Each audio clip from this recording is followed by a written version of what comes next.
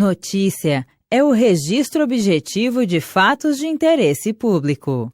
Sua finalidade é informar os acontecimentos que afetam a vida política, econômica e cultural da sociedade.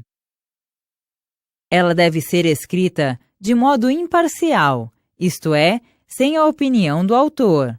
Sua linguagem deve ser simples, direta e adequada às regras do português escrito.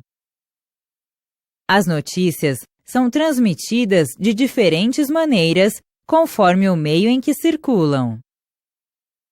Quando escritas para um site, por exemplo, elas geralmente são mais curtas e têm menos informações do que aquelas redigidas para um jornal impresso.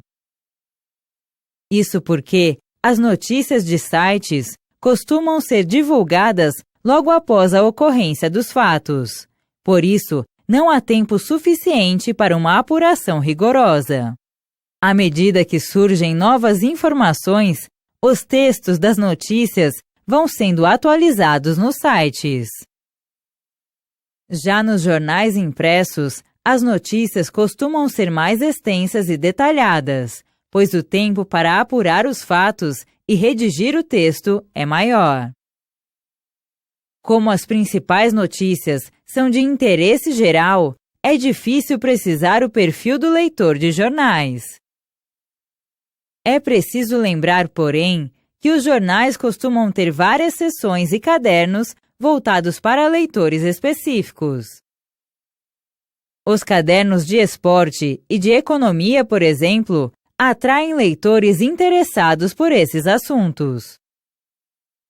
Em uma notícia, é essencial que as principais informações sejam facilmente identificadas pelo leitor. Para isso, ela deve ser redigida de acordo com uma estrutura previamente determinada. O título é parte fundamental dessa estrutura, pois deve atrair a atenção do leitor para o fato noticiado.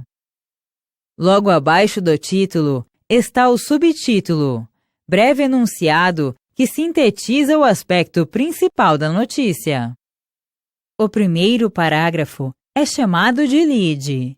Ele deve apresentar as informações mais relevantes da notícia.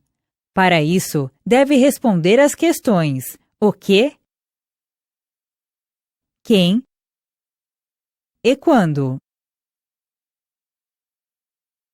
Nos demais parágrafos, o leitor acompanha o desenvolvimento e a articulação das informações apresentadas no lead. O texto da notícia deve ser escrito com base na técnica da pirâmide invertida. O objetivo é apresentar as informações em ordem decrescente de importância, de modo que a leitura dos parágrafos iniciais ofereça os principais fatos ao leitor. A analogia com uma pirâmide invertida se deve a essa organização das informações.